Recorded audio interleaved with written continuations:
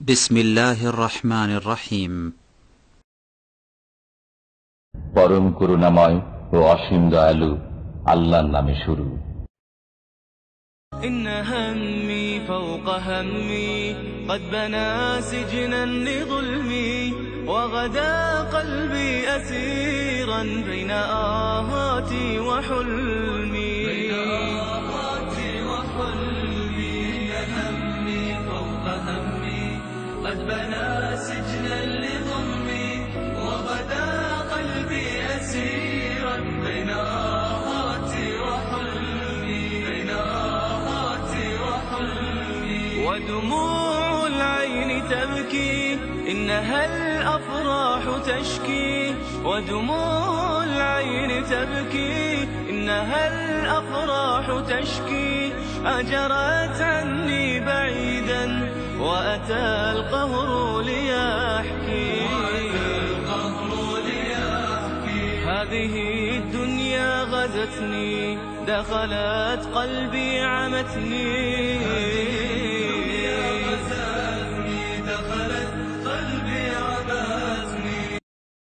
السلام عليكم ورحمة الله وبركاته. بسم الله الرحمن الرحيم. الحمد لله رب العالمين والصلاة والسلام على سيد المرسلين نبينا محمد وعلى آله وصحبه أجمعين. أما بعد، فقد قال الله تعالى في القرآن الكريم بعد أعوذ بالله من الشيطان الرجيم: كل نفس ذائقة الموت وإنما توفون أجوركم يوم القيامة فمن زهزه عن النار وأدخل الجنة فقد فاز وما الحياة الدنيا إلا متاع الغرور. وقال المؤلف رحمه الله تعالى: الدرس الثامن عشر: تجهيز الميت والصلاة عليه.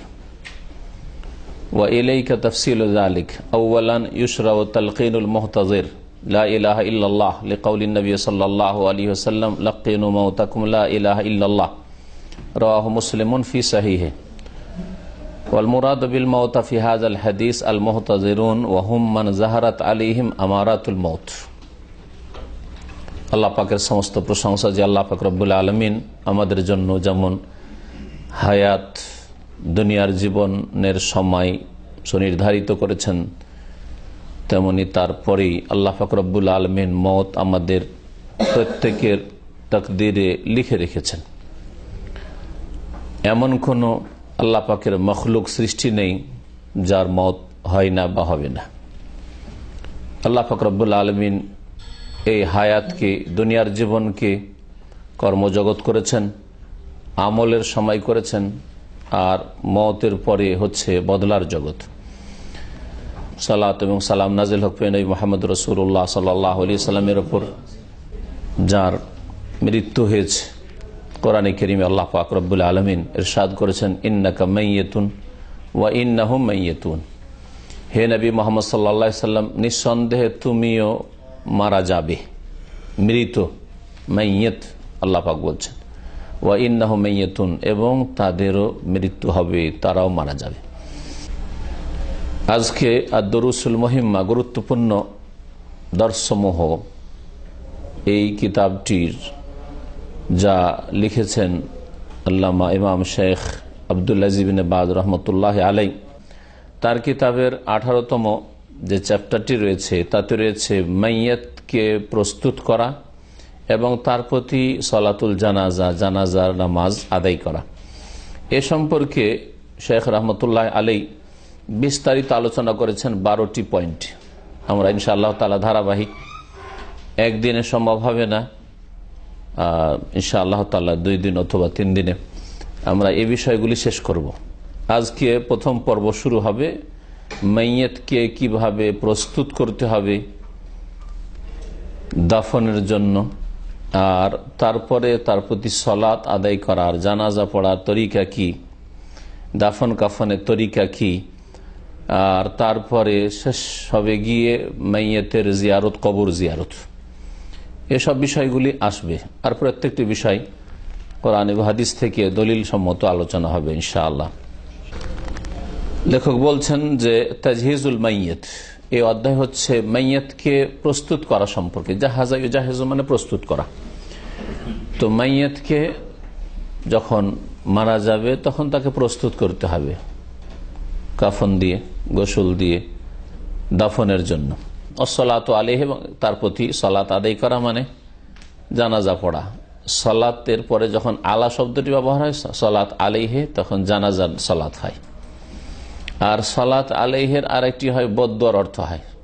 হ্যাঁ, কখনো কখনো ভালো দোয়ার অর্থ হয়ে যায়। যেমন আল্লাহ পাক যাকাত সম্পর্কে বলছেন নবী সাল্লাল্লাহু আলাইহি সাল্লামকে যে, হে নবী, তুমি খুয মিন আমওয়ালিহিম সাদাকাতান তুতাহিরুহুম ওয়া তুযাক্কিহিম বিহা ওয়া সাল্লি আলাইহিম, মানে তাদের জন্য দোয়া করো। তাহলে এখানে আলাইহিম মানে লাহুম, তাদের জন্য দোয়া করো।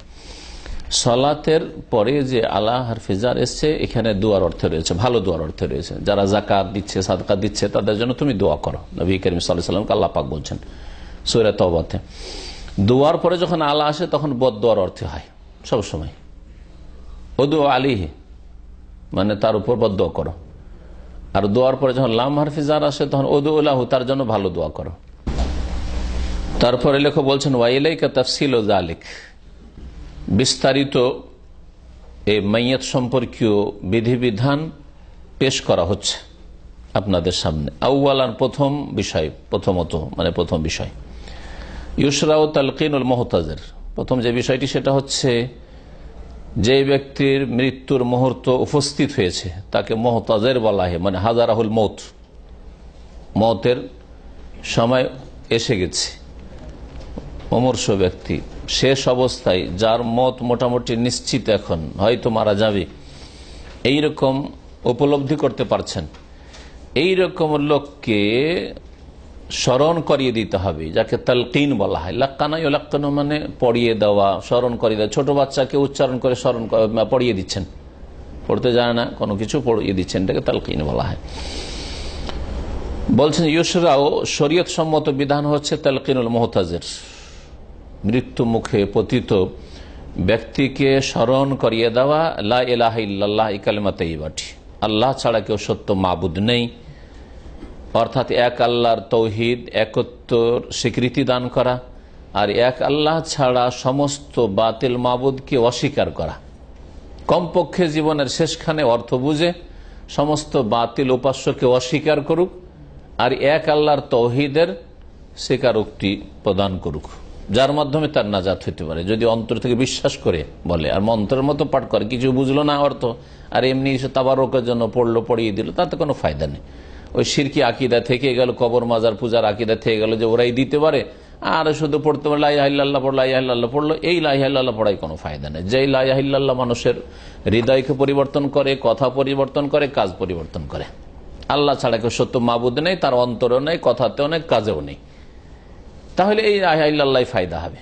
কখনো কোরআন এবং হাদিসে এমন কিছু নেই যে শুধু এটা মন্ত্রের মতো পড়লে ওতে সওয়াব আছে বা ওতে মানুষের জীবন পাল্টে যাবে, এরকম কিছু নেই। আসলে লা ইলাহা ইল্লাল্লাহ স্মরণ করিয়ে দিতে হবে। স্মরণ করিয়ে দেওয়ার দুটি তরিকা হইতে পারে। একটা হচ্ছে যে তাকে বলা যে লা ইলাহা ইল্লাল্লাহ পড়ুন, ছেলেরা বলবে, মেয়েরা বলবে আব্বু লা ইলাহা ইল্লাল্লাহ পড়ুন, হ্যাঁ, স্ত্রী বলবে স্বামীকে লা ইলাহা ইল্লাল্লাহ পড়ো, স্বামী বলবে স্ত্রীকে, ইত্যাদি। যে যারা কাছে আছে ওই ব্যক্তির স্মরণ করে মানে তাকে পড়তে নির্দেশ দেবে ভালোভাবে। আর একদল উলামায়ে কেরাম বলছেন না, নির্দেশ না দিয়ে বারবার তার সামনে লা ইলাহা ইল্লাল্লাহ পড়তে থাকবে, এটা বেশি ভালো। কারণ অনেক সময় বিরক্তি বোধ করতে পারে, যখন মানুষ অসুস্থ থাকে তখন মনটা খুব সংকীর্ণ হয়ে যায়, মেজাজটা খুব খিটখিটা হয়ে যায়, মেজাজ আর মন মেজাজ ঠিক থাকে না, কি বলতে কি বলে ফেলতে পারে। যার ফলে ওই সময় তাকে বলছেন, যদি আমি বলবো না তাহলে কি হয়ে গেল, কুফরি হয়ে যাবে না, আমি মানি না এইসব কথা, আল্লাহ না করে যদি বেরিয়ে যায় তো গেল তার। এই জন্য অনেকে বলছেন যে এরকম না করে ওর পাশে আপনারা পড়তে থাকেন লা ইলাহা ইল্লাল্লাহ, লা ইলাহা ইল্লাল্লাহ, বা আশহাদু আল্লা ইলাহা ইল্লাল্লাহ ওয়া আশহাদু আন্না মুহাম্মাদান রাসূলুল্লাহ বা মুহাম্মাদান আবদুহু ওয়া রাসূলুহু ইত্যাদি বলতে থাকেন, একাধিকবার বলতে থাকেন। এই ক্ষেত্রে উত্তম হচ্ছে যে একবার যখন দেখলেন যে বলে নিল মাইয়েত, যে মানে মৃত্যু মুখে পতিত এখন বলে নিল, তখন আর আপনাকে বারবার বলার প্রয়োজন নেই। কারণ বিরক্তিবোধ হইতে পারে যে আমি অশান্তিতে আছি, কষ্ট পাচ্ছি, শারীরিকভাবে যন্ত্রণায় হয়তো আছে, আর বারবার করে এরা কি বলছে, বিরক্ত করছে আমাকে। তো এই জন্য একবার যদি বলে নেই তো আপনার নীরব হয়ে যান। আর যদি এরকম হয়ে যায় যে একবার বলে নিল, তারপরে বেশ কিছুক্ষণ আরো সময় পেয়েছেন, অনেকক্ষণ হয়ে গেছে, মাঝখানে অন্য দুনিয়ার কোনো কথা হয়েছে, আরো কিছু সাংসারিক কথা পরিবারের সাথে হয়েছে, তাহলে আবার শেষখানে আবার স্মরণ করেন লা ইলাহা ইল্লাল্লাহ, যাতে করে শেষ কথাটি তার এই দুনিয়া থেকে বিদায়ের পূর্ব মুহূর্তে দুনিয়ার কোনো কথা না হয়, লা ইলাহা ইল্লাল্লাহ হয়। কারণ নবী করিম সাল্লাল্লাহু আলাইহি ওয়াসাল্লাম হাদিস ওই রকম রয়েছে, মান কানা আখিরু কালামিহি, যার শেষ কথা হবে লা ইলাহা ইল্লাল্লাহ। নবী করিম সাল্লাল্লাহু আলাইহি ওয়াসাল্লাম বলেছেন, লাক্কিনু মাউতাকুম লা ইলাহা ইল্লাল্লাহ, তোমাদের মৃতদের কি, অর্থাৎ মৃত্যু মুখে পতিত, এখন মরতে যাচ্ছে, এখন মারা যাবে মনে হচ্ছে, এই রকম ব্যক্তিকে মওতা বলা হয়েছে আগামী সময়টিকে লক্ষ্য রেখে। হ্যাঁ, যেমন একজন এখন আলেম হয়নি কিন্তু আলেম বলছেন, মানে আলেম হইতে যাচ্ছে। নবী করিম সাল্লাল্লাহু আলাইহি ওয়াসাল্লাম কি বলছেন, তোমাদের ওই সব লোকদেরকে যাদের মৃত্যুর সময় এসে গেছে তাদেরকে স্মরণ করিয়ে দাও লা ইলাহা ইল্লাল্লাহ। রাওয়াহু মুসলিম, হাদিসটি সহিহ মুসলিমে রয়েছে। মওতা মানে কি, মৃতকে, তো মরে যাওয়া ব্যক্তিকে তো আর স্মরণ করিয়ে লাভ নেই, তার সামনে পাঠ করে তো লাভ নেই। এই জন্য বলছেন শেখ রহমতুল্লাহ আলাইহি, ওয়াল মুরাদ বিল মাউতা, এখানে মাউতা তোমাদের মৃতদেরকে মানে ফি হাযাল হাদিস, এই হাদিসে অর্থ হচ্ছে আল মুহতাদিরুন, মানে যাদের মওতের সময় উপস্থিত হয়েছে, হাজির হয়েছে, মওতের সময় এসে গেছে। ওরা আবার কারা মুহতাজির, আরবি ভাষা এটি। মুহতাজির বলতে ওর অর্থ হয় যে মান হাজারাহুল মউত, ওহুম মান জাহারাত আলাইহিম আমারাতুল মাউত, যার ওপর মৃত্যুর লক্ষণ প্রকাশ পেয়েছে, ওর অবস্থা দেখে বোঝা যাচ্ছে যে আর বাঁচবে না, এই ব্যক্তিকে স্মরণ করা লা ইলাহা ইল্লাল্লাহ।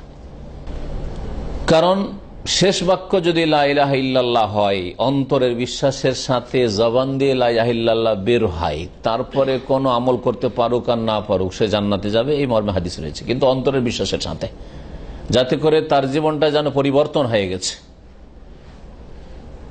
এই জন্য প্রিয় নবী মুহাম্মদ রাসূলুল্লাহ সাল্লাল্লাহু আলাইহি ওয়াসাল্লামের ইবনে হিব্বান একটি হাদিস রয়েছে, লাক্কিনু মাউতাকুম লা ইলাহা ইল্লাল্লাহ, তারপরে মান কানা আখিরু কালামিহি লা ইলাহা ইল্লাল ইনদাল মউত, কারো যদি শেষ কথাটি লা ইলাহা ইল্লাল্লাহ হয় মওতের সময়, দাখালাল জান্নাতা ইয়াওমান মিনাদ দাহর, তাহলে যে কোনো সময় হোক, যে কোনো যুগে হোক, যে কোনো কালে হোক জান্নাতে যাবে। তার মানে সে যদি চুরিও করে থাকে, ডাকাতি করে থাকে, খুনও করে থাকে, ব্যভিচারও করে থাকে, এগুলোর মানে এই না যে লা ইলাহা ইল্লাল্লাহ সবগুলি মাপ পেয়ে গেছে, জাহান্নামে শাস্তি পাবে, কিন্তু ইয়াওমান মিনাদ দাহর, কোন এক সময় জাহান্নামে জ্বলে জ্বলেও কি হবে, জান্নাতে যাবে। তাহলে এই হাদিসের অর্থ এই নয় যে মান কালা লা ইলাহা ইল্লাল্লাহ দাখাল জান্নাহ, মান কানা আখিরু কালামিহি, যার শেষ কথা হবে লা ইলাহা ইল্লাল্লাহ দাখাল জান্নাহ, প্রথম চোটে জান্নাতে চলে যাবে, এটা অর্থ নয়। জান্নাতে যাবে একদিন, কিন্তু তার শাস্তি পেয়ে তবে খালেস অন্তর থেকে যদি তওবা হয়ে গিয়ে থাকে, আর সেই তওবা আল্লাহ কবুল করে থাকে, লা ইলাহা ইল্লাল্লাহ পাঠ করলো আর তার সাথে শেষ সময় তওবা করলো যে আল্লাহ যদি আমি বেঁচে থাকি জীবনে আর এরকম গুনাহ করব না, আর তওবার যেগুলি শর্ত আছে সবগুলি পুরা করলো, তাহলে আল্লাহ পাক গফুর রহিম, মাফ করতে পারেন, মাফ হতে পারে, কবিরা গুনাহ মাফ হতে পারে। কিন্তু শুধু লা ইলাহা ইল্লাল্লাহ দিয়ে অন্যান্য কবিরা গুনাহ মাফ হয়ে যাবে না, শাস্তি পাবে আর তারপরে জান্নাতে আসবে, এ হচ্ছে এর অর্থ। আর হাদিস ইবনে হিব্বান এটা প্রমাণ করে, ইয়াওমা মিনাদ দাহর, কোন কালে, যে কোনো কালে হোক, এক সময় জান্নাতে যাবে যদি লা ইলাহা ইল্লাল্লাহ পাঠ করে মারা যায়। ওয়াইন আসাবাহু ক্বাবলা যালিকা মা আসাবাহু, যদিও এই জান্নাতে যাওয়ার পূর্বে তার উপর কোন রকমের আযাব শাস্তি আসুক, মানে জাহান্নামে শাস্তি হোক, কবরের শাস্তি হোক, হাসরের মাঠের শাস্তি হোক, এসব শাস্তি হয়েও কি হবে, জান্নাতে যাবে। আবু দাউদে রয়েছে, মুস্তাদরাক হাকিমে রয়েছে, মুআয রাদিয়াল্লাহু তাআলা আনহু থেকে বর্ণিত, তিনি বলছেন রাসূলুল্লাহ সাল্লাল্লাহু আলাইহি ওয়াসাল্লাম বলেছেন, মান কানা আখিরু কালামিহি লা ইলাহা ইল্লাল্লাহ, যার শেষ বাক্য হবে লা ইলাহা ইল্লাল্লাহ, মিনাদ দুনিয়া, দুনিয়ার শেষ বাক্য লা ইলাহা ইল্লাল্লাহ, আল্লাহ ছাড়া আমার সত্য মাবুদ নেই, দাখালাল জান্নাহ, সে জান্নাতে যাবে। কিন্তু এই কথা বলা হয় দাখালাল জান্নাতা আউয়ালান দুখুলান আউয়ালিয়ান, প্রথমখানে বলা হয়েছে কি জান্নাতে যাবে।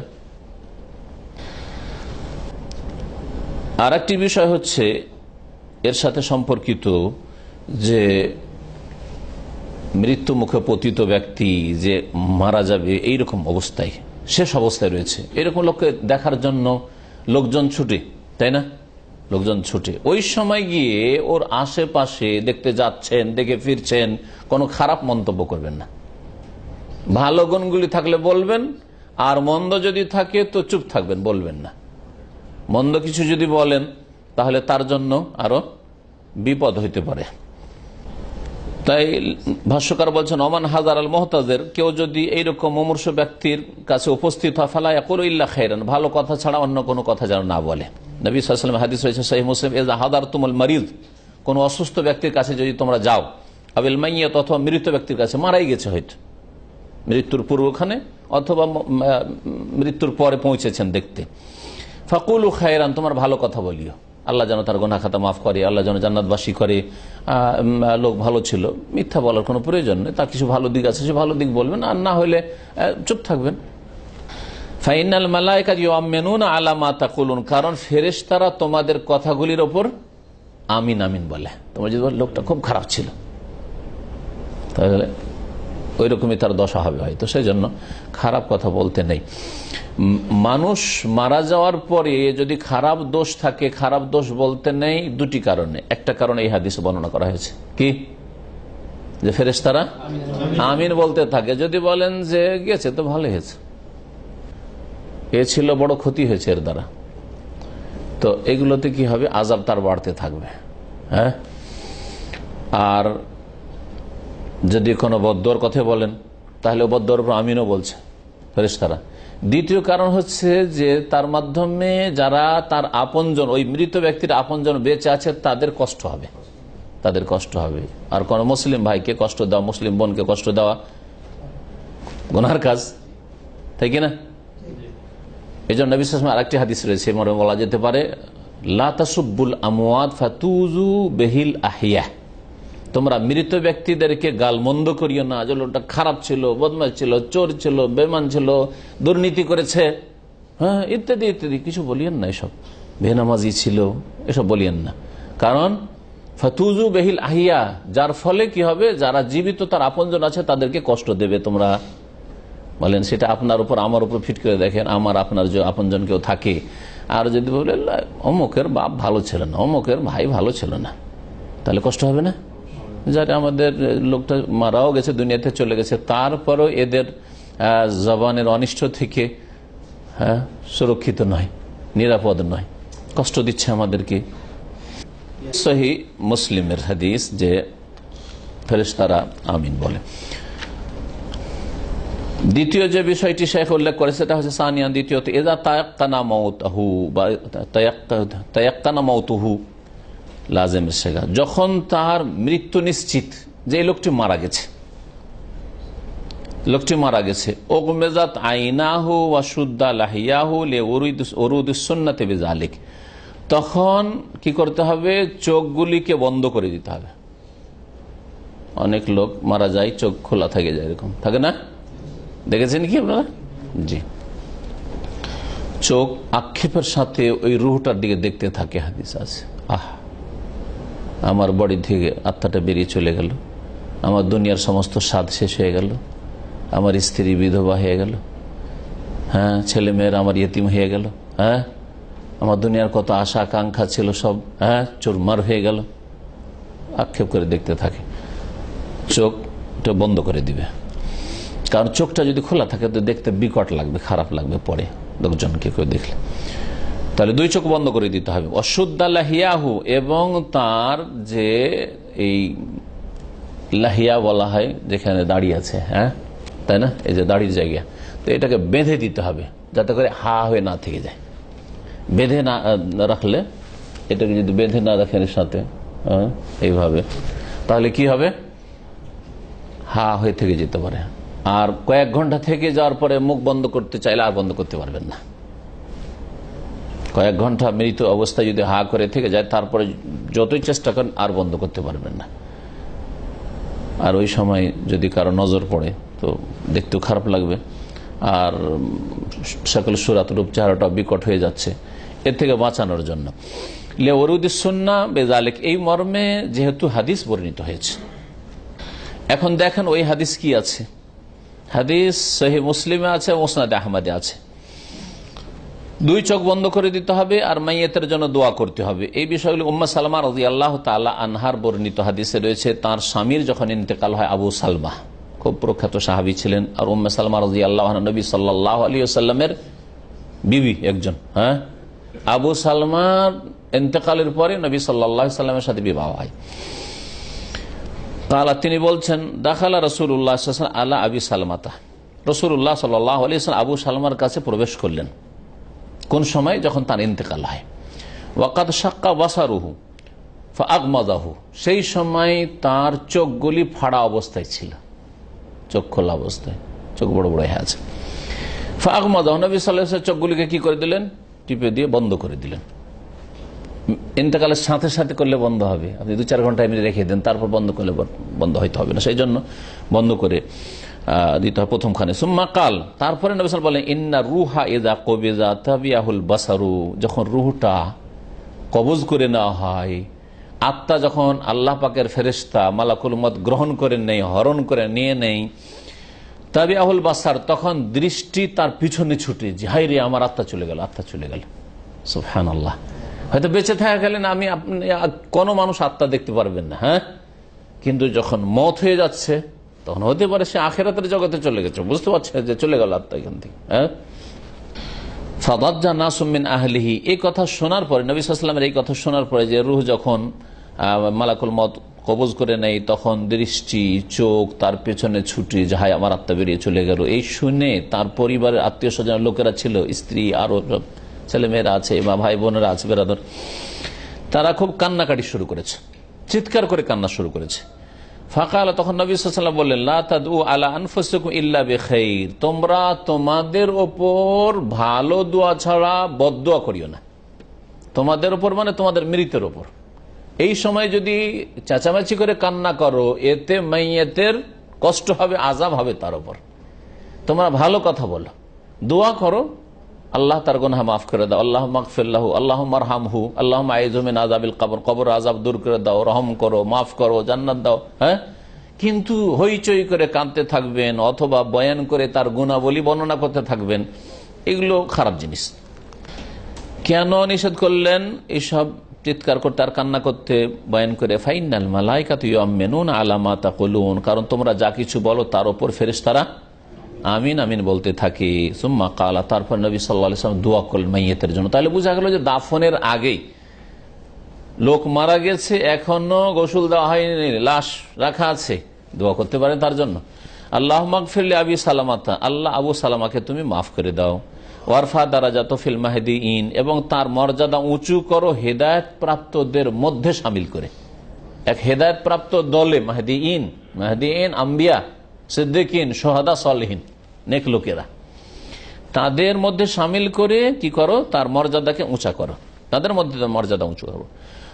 ওয়াখলুফু ফি আকিবিহি ফিল গাবিরিন, আর তার পরিত্যক্ত যারা রয়েছে, বা তার আকিব মানে পরিত্যক্ত হয়, আকিব মানে হয় ওয়ারিসিন। এখানে ওয়ারিসিন বলেন কেন? পরিত্যক্ত অনেক সময় সম্পদের ক্ষেত্রে আমরা ব্যবহার করে থাকি, তো যদিও শাব্দিক অর্থ যা ছেড়ে যাচ্ছে, তাই না, যাকে ছেড়ে যাচ্ছে। আকিবাহু, তার পেছনে যাদেরকে ছেড়ে যাচ্ছে, অর্থাৎ তার উত্তরাধিকারী। ওয়াখলুফু ফি আকিবিহি ফিল গাবিরিন, যারা এখনো অবশিষ্ট রয়েছে, দুনিয়াতে রয়েছে, তার আপনজন বা তার উত্তরাধিকারী, তাদের মধ্যে তার উত্তম স্থলাভিষিক্ত দান করো। খলিফা, খলিফা কাকে বলা হয়? যে অন্যজনের জায়গায় বসে, স্থলাভিষিক্ত যেটাকে বলা হয়। তো তার যে আপনজনরা রয়েছে, তার স্ত্রী ছেলে মেয়েরা রয়েছে, তাদেরকে কি করো? উত্তম স্থলাভিষিক্ত দান করো, তাদের দেখাশোনার উত্তম ব্যক্তি দান করো। কত সুন্দর দোয়া! একজন লোক মারা যাচ্ছে আর তার জন্য যদি এই দোয়া হয়, তার মানে তার স্ত্রী ছেলে মেয়ে আছে, আল্লাহ তাদের দেখাশোনার, যেমন তার বাবা করতো, ছেলে মেয়েদের বাবা করতো, বা ওই মহিলার স্বামী করতো, তার চাইতে ভালো লোকের ব্যবস্থা করে দাও, তার চাইতে ভালো লোকের ব্যবস্থা করো, বিকল্প দান করো। এই দোয়া কত সুন্দর হয়ে কবুল হয়েছে রাসূলুল্লাহ সাল্লাল্লাহু আলাইহি ওয়াসাল্লাম। চিন্তা করেন, উম্মে সালমার স্বামী ছিলেন আবু সালামা সাহাবি, আর ইদ্দত 4 মাস 10 দিন পার হওয়ার পরে স্বামী হলেন সৈয়দুল মুরসালিন খাতামুন নবীন মুহাম্মদ রাসূলুল্লাহ সাল্লাল্লাহু আলাইহি ওয়াসাল্লাম। উম্মে সালামা বিয়ে করতে চাইছিলেন না, যে আমার অনেকগুলি ছেলে মেয়ে, এদেরকে ছেড়ে আমি বিয়ে করব না। নবী সাল্লাল্লাহু আলাইহি ওয়াসাল্লাম বললেন যে ছেলে মেয়ের তুমি কোনো চিন্তা করিও না, তোমার ছেলে মেয়েদের দেখাশোনার জন্যই আমি বিয়ে করছি। তোমার ছেলে মেয়ের ভরণ পোষণ দেখাশোনা তরবিয়তের দায়িত্ব আমার। নবী করিম সাল্লাল্লাহু আলাইহি ওয়াসাল্লামের সম্পর্কে এমনি বোন ছিলেন। ওয়ারফা দারাজাতহু ফিল মাহদিয়িন ওয়াখলুফু ফি আকবি ফিল গাবিরিন ওয়াগফির লানা ওয়া লাহু ইয়া রাব্বাল আলামিন। আল্লাহ আমাদেরকে ক্ষমা করে দাও, ওয়া লাহু আর তাকেও মাফ করে দাও। কাকে? আবু সালামাকে। ইয়া রাব্বাল আলামিন, হে বিশ্বজাহানের মালিক। ওয়াফসা লাহু ফি কবরিহি, আর তার কবরকে প্রশস্ত করে দাও। ওয়া নাওয়ির লাহু ফিহি, এবং তার জন্য তার কবরকে আলোকিত করে দাও। এখনো কবর দাফন করা হয়নি, হ্যাঁ? তাহলে এই দোয়া করা সুন্নাত, এই দোয়া মুখস্থ করেন। আখরাজাহু মুসলিম ও আহমদ, সহিহ মুসলিম এবং মুসনাদ আহমদের হাদিস। যখন মানুষ মারা যায় তখন মাইয়াতকে কাপড় দিয়ে ঢেকে দিতে হয়, মাথা থেকে পা পর্যন্ত, খোলা রাখতে হয় না। চেহারা খোলা আছে আর ওতে হয়তো মাছি বসতে পারে, অথবা ধরেন লোকজন আসছে সবাই দেখছে না, প্রয়োজন কাপড় উঠিয়ে দেখবে, চেহারা দেখবে, কিন্তু ঢেকে রাখবেন। এটা হচ্ছে সুন্নাত।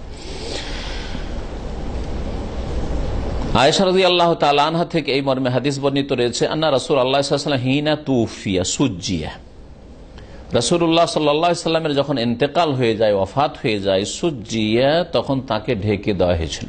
তাকে ঢেকে দেওয়া হয়েছে। এই হাদিসে ঢেকে দেওয়া, কি দিয়ে ঢেকে দেওয়া হয়েছিল বলা হয়নি, কিন্তু অন্য হাদিস সুজ্জিয়া বেবুরদিন হেবারা, হেবরি চাদর দিয়ে তাকে ঢেকে দেওয়া হয়েছিল। হেবরি চাদর দিয়ে ঢেকে দেওয়া, আমানে তৈরি হয়তো এই চাদর, এই চাদর দিয়ে তাকে ঢেকে দেওয়া হয়েছিল রাসূলুল্লাহ সাল্লাল্লাহু আলাইহি ওয়াসাল্লামকে। আখরাজাহু শাইখান, হাদিসটি ইমাম বুখারী এবং মুসলিম বর্ণনা করেছেন। তাহলে মাইয়াতকে ঢেকে রাখাই হচ্ছে আসল। যদি কেউ দেখতে চায় একটু মুখটা খুলে দেখাবেন, আর তারপর আবার ঢেকে দিবেন। মাইয়াত সম্পর্কে একটা কথা বলি, যেটা কিতাবে আসেনি, কিন্তু আমাদের দেশে কুসংস্কার আছে, অনেকগুলি কুসংস্কার আছে, যেগুলি আমার স্মরণে আসবে বলবো। আর যদি আপনাদের প্রশ্নে থাকে এরকম কোনো সংশয়, তাহলে আপনারা পেশ করবেন আলোচনা শেষে। তা হচ্ছে আমাদের দেশের মাইয়াতকে দেখার জন্য নারী পুরুষ দলে দলে ছুটে, মরিয়া হয়ে ছুটে। জীবিত অবস্থায়, অসুস্থ থাকলে তেমন দেখতে যায় না, কিন্তু কেউ মারা গেছে তারপরে দেখেন দলে দলে, না নেই? পুরুষ হইলে মহিলারা ছুটে দেখতে, আর মহিলা হলে পুরুষরাও ছুটে, আছে না নেই? এমন নয় যে মহিলা মারা গেছে সেজন্য মহিলারাই দেখতে যাচ্ছে, পুরুষ মারা গেছে তো পুরুষরাই দেখতে যাচ্ছে। এত দূর যদি হইতো তাহলে তো ঠিকই আছে, যে পর্দার সাথে মহিলা মারা গেছে একজন, সেই জন্য দেখতে যাচ্ছে, আর পুরুষ লোক মারা গেছে সেজন্য পুরুষরা দেখতে যাচ্ছে। কিন্তু এই একটি নাজায়েজ কাজ হচ্ছে যে কোন মহিলা মারা গেছে, আর সে মহিলাকে গ্রামের এলাকার নারী পুরুষ সবাই দেখতে যাচ্ছে, মারা গেছে এক নজর দেখে আসবে, নাজায়েজ কাজ। জীবিত অবস্থায় যেমন পর্দা রয়েছে, তেমন ইন্তেকালের পরেও পর্দা রয়েছে। কোন মহিলাকে কোন পুরুষদের জন্য দেখা যায় না। তারপর কোন পুরুষ লোক মারা গেছে, কেন মহিলারা দেখতে যাবে? ওই ক্ষেত্রে কেন দেখতে যাবে? হ্যাঁ, সান্ত্বনা দেওয়ার জন্য যেতে পারে, তাজিয়াতের জন্য, সান্ত্বনা দেওয়ার জন্য, যে মহিলারা যাচ্ছে, গিয়ে মাইয়াত দেখতে চাইবে না বা মাইয়াত দেখতে যাবে না, সেখানে পুরুষকে, সেখানে গিয়ে যারা আছে তাদেরকে সান্ত্বনা দেবে। এরকম যদি হয় তাহলে তার বৈধতা আছে। তারপর আরেকটি বিষয় লেখক উল্লেখ করেছিলেন, ওয়া শাদ্দুল আহিয়াহু, কি করতে হবে? থুতনিটাকে বেঁধে দিতে হবে, যাতে করে মুখটা খুলে না যায়। আর তার সাথে সাথে খুলে গেলে কি হবে? লি আল্লাহ ইয়াদখুলুল হাওয়া, খুলে গেলে বাইরে থেকে বাতাস ঢুকবে। আবিল মা ইন্দা গোসলি, অথবা গোসল দেওয়ার সময় পানি ঢুকবে ভিতরে। আর তৃতীয় হচ্ছে ওয়ালি আল্লাহ তাতাশাওয়া খিলকাতহু, আর যাতে করে দেখতে বিকট না লাগে, খারাপ না লাগে দেখতে, কারণ যদি হা করে থেকে যায় তাহলে দেখতেও খারাপ লাগবে। তো এসব রহস্যের জন্য মুখটাকে বেঁধে দিতে হবে, এই থুতনি আর মাথা সহ বেঁধে দিলে আর মুখটা খুলে যাবে না। 3 নম্বর বিষয় শেখ আলোচনা করেছেন, ইয়াজিবু তাগসিলুল মাইয়িত আল মুসলিম, মুসলিম মৃত ব্যক্তিকে গোসল দেওয়া ফরজ। গোসল দেওয়া ফরজ। তো মৃত ব্যক্তিকে গোসল দেওয়া ফরজ। এই ফরজটা কার ওপর? মৃত ব্যক্তির ওপর না মৃত ব্যক্তিদের আত্মীয় স্বজনদের ওপর? আত্মীয় স্বজনদের ওপর। মৃত ব্যক্তি কি করতে পারে? ওর আমল বন্ধ হয়ে গেছে। এ যা মাতাই বোন আদম সন্তান মারা গেলে তার কাজ বন্ধ হয়ে যায়। ও না গোসল করতে পারবে, না উজু করতে পারবে, না নামাজ পড়তে পারবে। সুতরাং ওর ওপর গোসল ফরজ হয়ে আছে। হ্যাঁ, মানে দাফন করার আগে ওকে গোসল দিতে হবে। তো এই গোসলটা তার আপনজনরা দেবে। যেমন জানাজার নামাজ পড়া ফারজে কিফায়া, একটা দল জানাজার নামাজ পড়লে সবাই মাফ পেয়ে যাবো, এরকম গোসলের বিষয়টি। হ্যাঁ, কয়েকজন লোক মিলে গোসল দিয়ে দিলে সবার পক্ষে হয়ে গেল, এ ফরজ আদায় হয়ে গেল। গোসল দিতে হবে। তবে যদি শহীদ হয়, আর সে শহীদ হচ্ছে শহীদুল মারেকা। শহীদ দুই রকমের, এক হচ্ছে হাকিকি শহীদ, সত্যিকার অর্থে শহীদ, আর একটা হচ্ছে হুকমি শহীদ। হাকিকি শহীদ, সত্যিকার অর্থে শহীদ হচ্ছে যারা আল্লাহ পাকের রাস্তায় সশস্ত্র জেহাদ করতে গিয়ে, হ্যাঁ, জেহাদের ময়দানে শত্রুর হাতে কি হয়েছে? মৃত্যুবরণ করে, শত্রুর হাতে মৃত্যুবরণ করে, সে হচ্ছে শহীদ। দেখেন, আল্লাহর রাস্তায়, দুনিয়ার জন্য নয়, তাহলে দুনিয়ার জন্য না, আল্লাহর রাস্তায় আল্লাহর দিনকে উঁচু করার জন্য, আল্লাহ পাকের কালেমাকে উঁচু করার জন্য, আল্লাহর দিনকে শক্তিশালী করার জন্য বেরিয়েছে, আর শত্রুর হাতে নিহত হয়েছে, তাহলে সে হচ্ছে শহীদ। এটা হচ্ছে আসল শহীদ। তাহলে আজকাল যেসব শহীদের কথা বলা হচ্ছে সেসব অধিকাংশ শহীদ নয়। মুসলিমকে মেরে শহীদ, বা মুসলিমের কাছে মার খেয়ে খুন হয়ে শহীদ, তারপরে অমুসলিমও শহীদ, বেনামাজি বেদিনও শহীদ, শিরক বিদাতকারী, শিরক বড় বড় শিরক করে তাও শহীদ, আল্লাহ পরকালে বিশ্বাসী নয় সেও শহীদ। এসব শহীদ নয় আসলে, জান না? এদেরকে একটা বিকল্প শব্দ খুঁজতে হইত, কিন্তু আলহামদুলিল্লাহ খুঁজে পাইনি। ইসলামের শব্দটি ধার নিয়েছে, জান না? তাদের নিজের শব্দ তাদেরকে আবিষ্কার করা উচিত ছিল। যখন তারা খেয়াল খুশি তারা শহীদ বলবে, তাদের একটা শব্দ নিজেরাই খোঁজা উচিত ছিল, কিন্তু তারা খুঁজে পায়নি, ইসলামের কাছে ধার নিয়েছে। ওরা শহীদ নয়।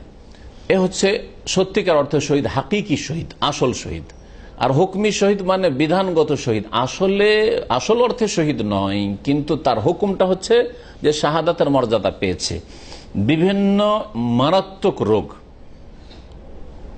অথবা এইরকম ধরনের বেশ কিছু দুর্ঘটনা রয়েছে যেগুলি নবী সাল্লাল্লাহু আলাইহি সাল্লাম উল্লেখ করেছেন। তো এইরকম কিছুতে যদি ইন্তেকাল করে, নবী সাল্লাল্লাহু বলছেন যে আশ-শুহাদাউ সাবআতুন, হ্যাঁ, শহীদ হচ্ছে 7 প্রকারের। তার মধ্যে মহামারীতে যদি কেউ মারা যায়, মহামারী যেসব রোগে, হ্যাঁ, গ্রামের লোক বেশি সংখ্যায় মারা যাচ্ছে, এক বাড়িতে 2-4-5 জন মারা গেল, আবার আর এক বাড়িতে রোগ শুরু হলে মারা গেল, কলেরা, তারপরে ধরেন বসন্ত, হ্যাঁ, গোটি বসন্ত এককালে হইতো, এইরকম ধরনের রোগগুলি যেগুলি আছে। আর তারপরে প্রসব বেদনায় যদি কোনো বাচ্চা ভূমিষ্ঠ হওয়ার সময় যদি নারী মারা যায়। তারপরে নবী সাল্লাল্লাহু আলাইহি সাল্লাম বলেছেন যে পেটের রোগ, পেটের কামড়ে বা পেটের মারাত্মক রোগ ছিল, আল মাবতুনু শাহিদুন। তারপরে আল গারিক ও শহীদিন, পানিতে ডুবে যদি কেউ মারা যায়, হ্যাঁ, আল হারিক ও শাহিদুন, আগুনে জ্বলে কেউ যদি, হ্যাঁ, আগুনে জ্বলে গেছে, মারা গেছে, আগুনে জ্বলে গেছে, মানে আত্মহত্যা করার জন্য না, ফেঁসে গেছিল আগুনে, হ্যাঁ, ইচ্ছা করে সাঁতার জানে না, ডুব দিয়েছে, আত্মহত্যা করার জন্য শহীদ হবে না, না। তো অনিচ্ছাকৃত, জি, ওইরকম আল হাদম ও শাহিদুন, যদি দেয়ালে চাপা পড়ে। তো আল হাদম, নবী সাল্লাল্লাহু আলাইহি সাল্লামের জামানায় হাদম মানে দেয়ালে চাপা পড়ে। তখন দেয়ালে ছিল, গাড়ি ছিল না, কিন্তু এখন গাড়ি চাপা পড়ে যদি মারা যায়, তাহলে কার দুর্ঘটনায়, ট্রেন দুর্ঘটনায়, বাস দুর্ঘটনায় যদি কেউ মারা যায় তো শহীদ হবে না? হবে না? শহীদ হবে। এগুলি হচ্ছে হুকমি শহীদ। এদেরকে গোসল দিতে হবে না? হবে না? এইটা হচ্ছে আসল মাসলা আমাদের, হ্যাঁ, দিতে হবে। এরা হুকমি শহীদ, বিধান, এরা শহীদের মর্যাদা পাবে। কিন্তু যেগুলো শহীদ, আসল শহীদের যে মাসলা, খাস মাসলা রয়েছে, যে কি করতে হবে, তাদেরকে গোসল দিতে হবে না, হ্যাঁ, তারা ওই রক্ত নিয়ে কিয়ামতের দিন উঠবে, ওই হুকুম তাদের জন্য নেই। সুতরাং যারা অ্যাক্সিডেন্ট করে মারা গেছে তাদেরকে গোসল দেওয়া সম্ভব হলে গোসল দেবে। যদি একেবারে দেখা যায় যে হাত পা ভেঙে চূর্ণ বিচূর্ণ হয়ে গেছে, গোসল দিলে মুশকিল হয়ে যাবে, তখন অনেক সময় গোসল দেয় না। নবী করিম সাল্লাল্লাহু আলাইহি ওয়াসাল্লাম বলেছেন মাইয়িতের গোসল সম্পর্কে, একজন ব্যক্তি সাহাবী নবী সাল্লাল্লাহু আলাইহি ওয়াসাল্লামের হজের বছর ইহরাম অবস্থায় ইন্তেকাল করেছিলেন, তার সম্পর্কে বলে ইগসিলুহু বিমাইন ওয়া সিদরিন, তোমরা তাকে গোসল দিও পানির দ্বারা আর বরই পাতা দিয়ে, পানি আর কুল পাতা দিয়ে। বরই পাতা কেন ব্যবহার করতে বলা হয়েছে? এতে আবার কি হিকমত হইতে পারে?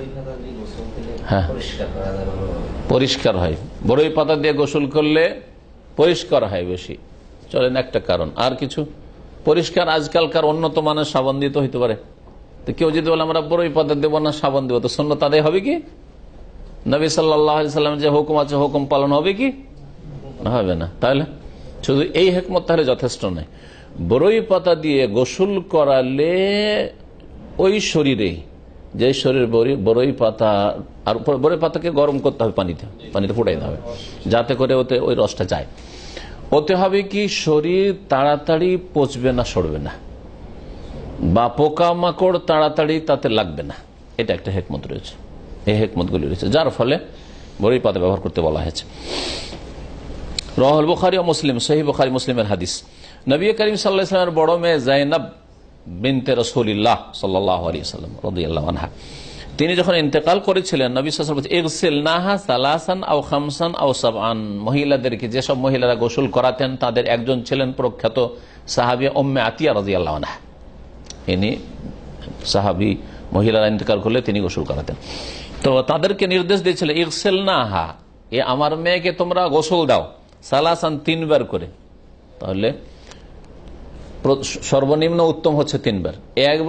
একবার গোটা শরীরে পানি বইয়ে দিলে গোসল হয়ে যেতে পারে যদি শরীরে পানি পৌঁছে যায়, কিন্তু ওর চাইতে ভালো হচ্ছে কি সর্বনিম্ন উত্তমের জন্য বললাম।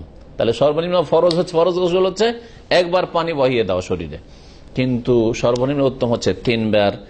আর 3 বারে যদি দেখা যায় যে না আরো ধোয়ার প্রয়োজন রয়েছে তাহলে 5 বার, আও খামসান আও সাবআন, অথবা 7 বার, আও আকসার মিন যালিকা। আর যদি 7 বারেও না হয় আরো প্রয়োজন, 7 বার ধোয়ার পর দেখা যাচ্ছে যে পেশাব পায়খানার দ্বার দিয়ে কিছু বেরিয়ে আসলো, তাহলে আও আকসার মিন, এর বেশি।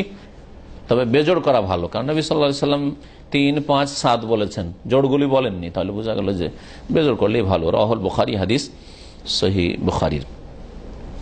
ফায়াজিব তাগসিলুল মাইয়িত ওয়ালাউ ইগতাসালা ক্বাবলা খুরুজ রূহিহি, এমন কি ইন্তেকালের পূর্ব মুহূর্তেও যদি গোসল করে থাকে তারপরেও মওতের পরে, ইন্তেকালের পরে গোসল দেওয়া ফরজ। কারণ এই গোসলের সম্পর্ক, গোসলের ফরজ হওয়ার সম্পর্ক হচ্ছে মওতের সাথে, মারা গেছেন সেই জন্য গোসল দিতে একজন মুসলিম। তারপরে শেখ বলছে ইল্লা ইয়াকুনা শাহীদান মাতা ফিল মারিকা, তবে যদি শহীদ, এমন শহীদ হন যে যিনি আল্লাহর রাস্তায় জিহাদের ময়দান, মারেকা মানে রণক্ষেত্র, জিহাদের ময়দানে মারা গেছেন, ফাইন্নাহু লা ইউগাসসালু, তাহলে তাকে গোসল দিতে হবে না। মুজাহিদ শহীদ হয়েছেন, গোসল দিতে হবে না। ওয়ালা ইউসাল্লা আলাইহি, এমনকি জানাজা পড়তে হবে না, জানাজাও পড়তে হবে না। বাল ইউদফানু ফি সিয়াবিহি, নবী করিম সাল্লাল্লাহু আলাইহি ওয়াসাল্লাম শহীদের জানাজা পড়েননি, সে জানাজা পড়তে হবে না। এক জানাজা পড়তে হবে না যারা ঈমান ভঙ্গ করেছে, ইসলাম ভঙ্গ করেছে। হ্যাঁ, মুশরিকের জানাজা পড়তে হবে না, জায়েজ নয় জানাজা পড়া। বেনামাজি জানাজা পড়তে হবে না, কারণ নামাজ ত্যাগ করা হচ্ছে কুফরি, বড় কুফরি। এইরকমই যারা বড় বড় পাপ, ঋণের বোঝা আছে, ঋণ পরিশোধ করার ব্যবস্থা রেখে যায় না, ঋণ পরিশোধ করছে না, হ্যাঁ, তার আত্মীয় স্বজনরা, তাহলে ভালো লোকেরা জানাজা, একদল জানাজা পড়বে, কিন্তু ভালো লোকের নেক আলেম ওলামা পরেশগার এলাকার লোকের জানাজা পড়বেন না। এইরকম বেশ কিছু হারাম কাজ, চোর, হ্যাঁ, বা মদখোর মারা গেছে, গুনাহগার বিভিন্ন গুনাহে জড়িয়েছিল মারা গেছে, তাহলে এলাকার নেক লোকেরা জানাজা পড়বে না। যেমন নবী করিম সাল্লাল্লাহু আলাইহি ওয়াসাল্লামের কাছে এমন কোন মাইয়িতকে নিয়ে আসা হইতো যে মাইয়িতের উপর ঋণের বোঝা থাকতো, কেউ পয়সা পাবে, নবী সাল্লাল্লাহু আলাইহি ওয়াসাল্লাম সাল্লু আলা সাহিবাকুম, আগে জিজ্ঞেস করতেন হাল আলাইহি দাইন, ওর উপর ঋণের বোঝা টোঝা আছে নাকি? হ্যাঁ, আলাইহি দাইনুন, তো ঋণ আছে ওর উপর, অনেকে টাকা পয়সা পাবে বা কেউ পাবে, একজন পাবে। সেই ক্ষেত্রে নবী সাল্লাল্লাহু আলাইহি ওয়াসাল্লাম বলছেন সাল্লু আলা সাহিবাকুম, তোমাদের এই সাথী সঙ্গী যে রয়েছে মৃত ব্যক্তি মাইয়িতের, এর জানাজা তোমরা পড়ো, আমি রাসূলুল্লাহ সাল্লাল্লাহু আলাইহি ওয়াসাল্লাম পড়বো না। এর থেকে উলামায়ে কেরাম নিয়েছেন রাসূলুল্লাহ সাল্লাল্লাহু আলাইহি ওয়াসাল্লাম পড়েননি, তখনকার সবচেয়ে শ্রেষ্ঠ, বরং সর্বযুগের সবচেয়ে শ্রেষ্ঠ মানুষ তিনি। সুতরাং এলাকার মধ্যে যারা শ্রেষ্ঠ মানুষ, কোরআন শোনার আলেম, ভালো আলেম, পরহেজগার লোকেরা, এলাকার যারা নেক লোক, ওরা জানাজা পড়বে না, যাতে সতর্ক সাবধান হয়। যারে এই লোক রোজা রাখতো না, সেজন্য এলাকার আলেম আলমারা, পরহেজগার লোকেরা জানাজা পড়েনি তার। এই লোক যেহেতু চোর ছিল, মদখোর ছিল বা জেনাকারী ছিল, সেই জন্য তার জানাজা আলেম আলমা পরহেজগার লোকেরা পড়েনি। সতর্ক সাবধান, বাকি পাপীগুলো হবে, যে আমি যদি মারা যাই তা আমারও জানাজা, কিন্তু ভালো লোকেরা পড়বে, ভালো লোকদের দুয়াই পাবো না, লোকগুলি তাহলে সংশোধন করে ফিরে। এটা হচ্ছে উদ্দেশ্য। আর এক জানাজা পড়তে হবে না কার? যে বিনা হিসাবে জান্নাতি, যদি তার উপর ঋণের বোঝা না থাকে, সে হচ্ছে শহীদ, আল্লাহর রাস্তায় যে শাহাদাত বরণ করেছে। ওই কাপড়ে দাফন করতে হবে যেই কাপড় শরীরে থাকা অবস্থায় শাহাদাত বরণ করেছে, আর সেই কাপড়ে শরীরে রক্ত লেগে আছে, কারণ এগুলি তার জন্য কিয়ামতের দিন সাক্ষী হবে।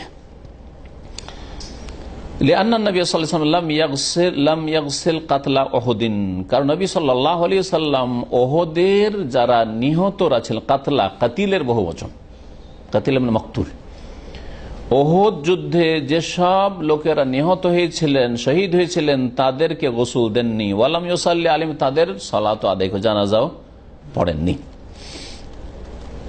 এই মর্মে আরো বেশ কিছু হাদিস আছে, কিছু হাদিস শোনায়। জাবের রাদিয়াল্লাহু তাআলা আনহু থেকে বর্ণিত, তিনি বলছেন কালা রাসূলুল্লাহ সাল্লাল্লাহু আলাইহি ওয়াসাল্লাম বলছেন ইদফানুহুম ফি দিমাইহিম ওয়ালাম ইয়াগসিলহুম, ওয়ালাম ইয়াগসিলহুম বা ওয়ালাম ইউগাসসিলহুম, তাদেরকে দাফন করো তাদের রক্তের সাথে, রক্ত সহ দাফন করো, আর ওদেরকে গোসল দিও না, ওদেরকে গোসল দিও না।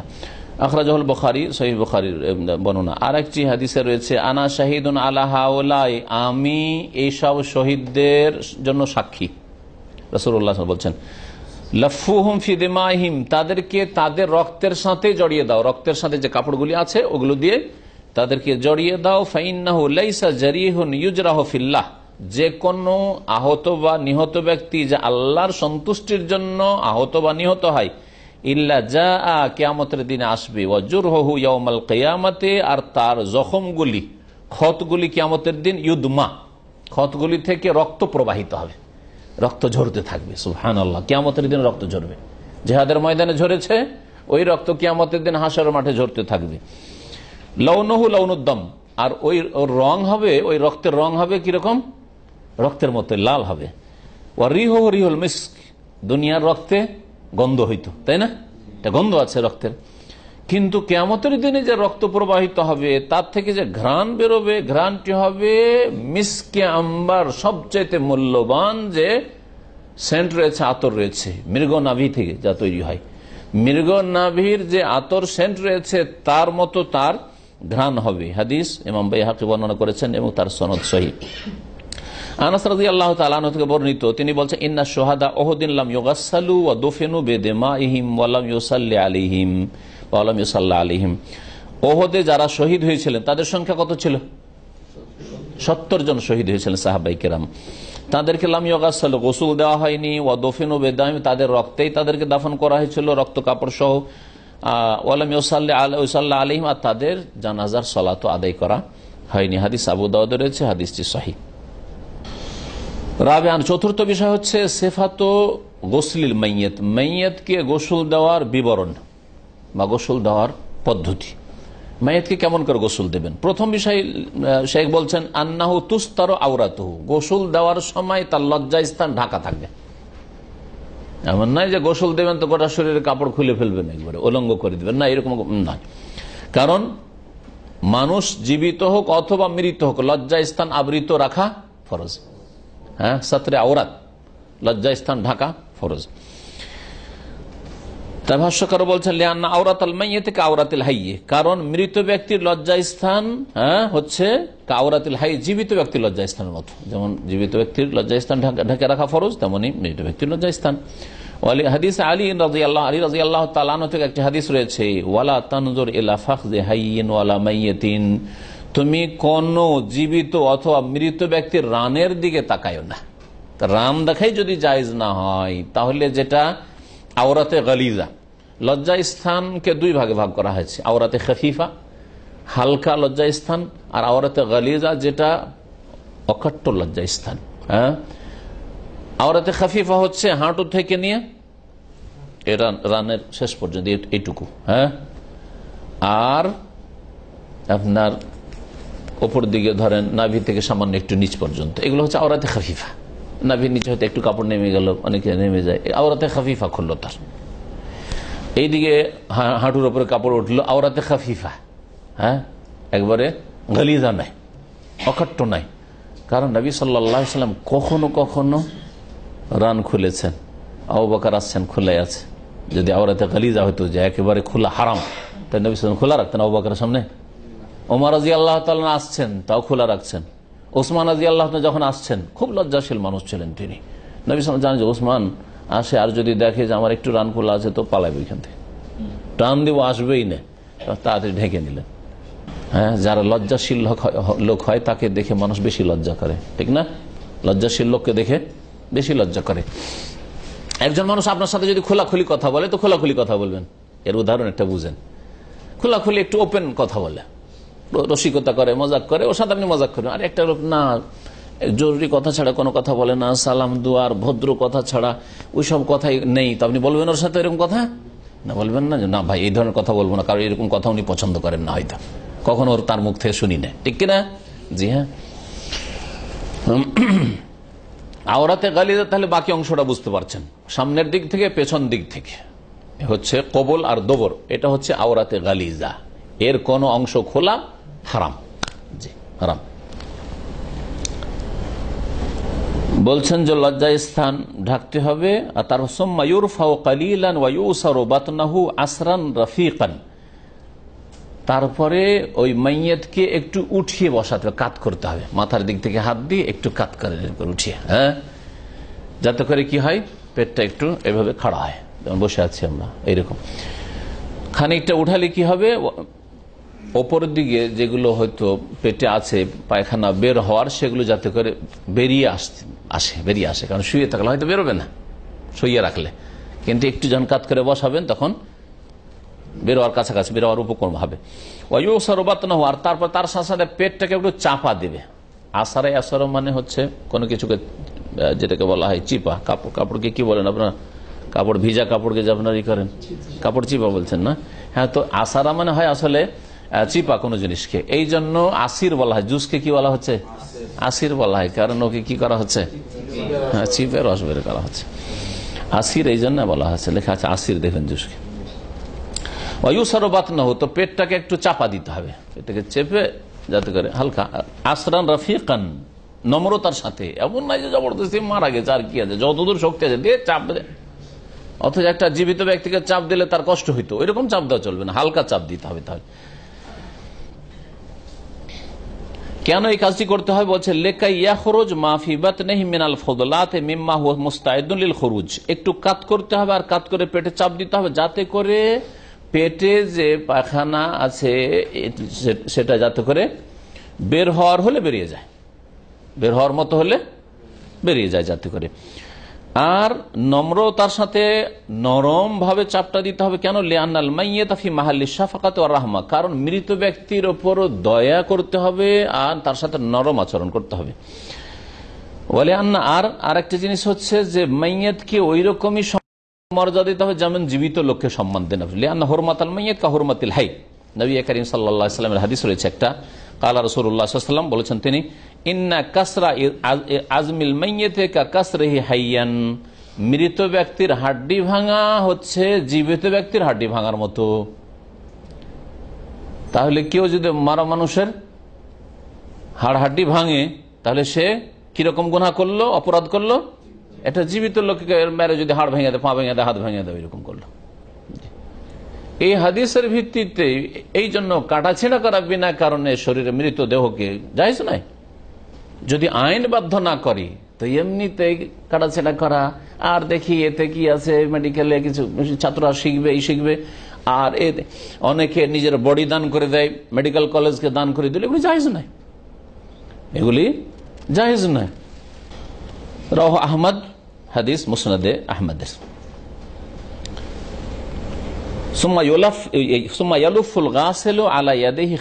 গোসল দেওয়ার আগে যে ব্যক্তি গোসল দেবে, গোসলদাতা, সে তার হাতে একটা নেকড়া বেঁধে নেবে। নেকড়া, এটা সব যুগে নেকড়া থাকবে, আর আজকাল কিছু পাওয়া যাচ্ছে প্লাস্টিকের, যা ডাক্তাররা ব্যবহার করে, কি পাওয়া যাচ্ছে, হ্যাঁ কি বলছে এটাকে, যাই হোক গ্লোভস, জি, তো হাত মোজা প্লাস্টিকের বা রাবারের, যা কিছুরই হোক, হাত মোজা। তো এটা সরাসরি যাতে করে লজ্জা স্থানে হাত না যায়, পরিষ্কার করবে, গোটা শরীর পরিষ্কার করবে, এই ক্ষেত্রে যাতে করে সরাসরি লজ্জা স্থানে হাত না যায়, এই রানগুলিতে হাত না যায়, লজ্জা স্থান যতটুকুগুলোতে হাত না যায়। কেন এটা করবে? হাতে একটা নেকড়া বেঁধে তাহলে পেঁচিয়ে নিবে, লি আল্লাহ ইয়ামাস আওরাতাল মাইয়্যিত, যাতে করে মৃত ব্যক্তির লজ্জা স্থান স্পর্শ না করে, লি আন্না নাযরা মুহাররামুন ফাকাইফা বিমাসসিহা, কারণ লজ্জা স্থান যেখানে দেখাই হারাম, তাহলে ছোঁয়া কি করে জায়েজ হতে পারে? লজ্জা স্থান দেখাই যদি হারাম হয়, তাহলে স্পর্শ করা আরো শক্ত হারাম। আও না হবে হা নেকড়া, তেনা অথবা আর কিছু এরকম, ফা ইউনাজ্জিহি বিহা, আর তা দ্বারা ওই হাত দ্বারা কি করবে, তার ইস্তিনজা করিয়ে দিবে। হ্যাঁ, তানজিয়াতুন মানে ইস্তিনজা করানো, ইস্তিনজা করিয়ে দিবে। ইস্তিনজা করিয়ে দেওয়া মানে লজ্জা স্থান ধুয়ে দাও। তাহলে পেশাবের রাস্তাটা ধুয়ে দেওয়ার জন্য, পায়খানা রাস্তা ধুয়ে দেওয়ার জন্য, ছোট বাচ্চাদের যেমন পরিষ্কার করে দাও, এরকম করে দিতে হবে। এই জন্য সুম্মা ইউওয়াদ্দিহু ওয়াদুআস সালাতে, তারপরে তাকে ওযু করাবে নামাজের মতো ওযু, ওযু করাবে নামাজের মতো ওযু। নামাজের মতো ওযুর মধ্যে রয়েছে একটা কুলি করা, একটা নাকে পানি দেওয়া। ওলামারা বলেছেন যে না, কুলি করাবে না, অনেকে বলছে নাকেও পানি দেবেন, এই দুটো কাজ করবে না।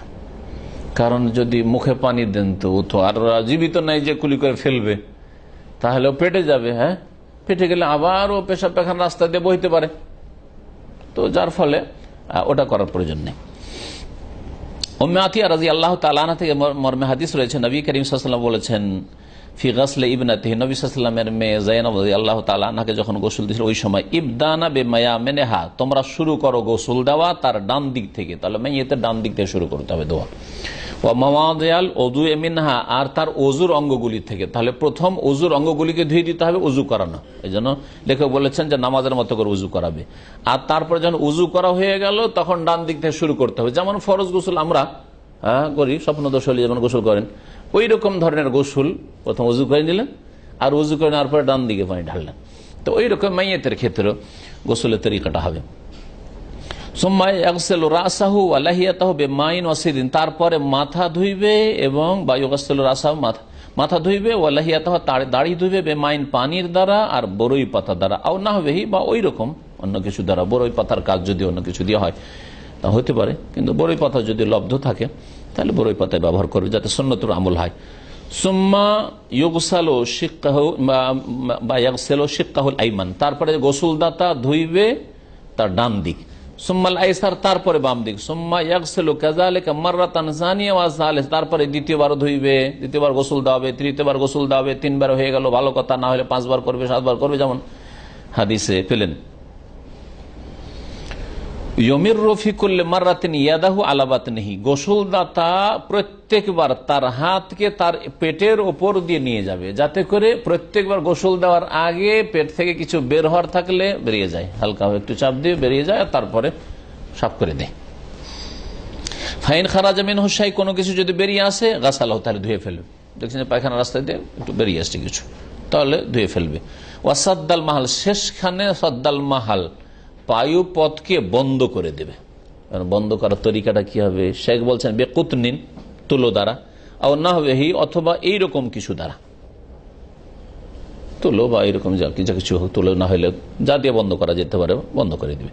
ফাইনলাম ইয়াস্তাম শেখ, দেখা যাচ্ছে যে তুলো দেওয়ার পর রসে যাচ্ছে, হতে পারে ডায়রিয়ার রোগী, পাতলা পায়খানা ছিল, এরকম অবস্থায় মারা গেছে, তাহলে হতে পারে যে রস্তি আছে, তখন কি করবে? ওরও সমাধান আছে।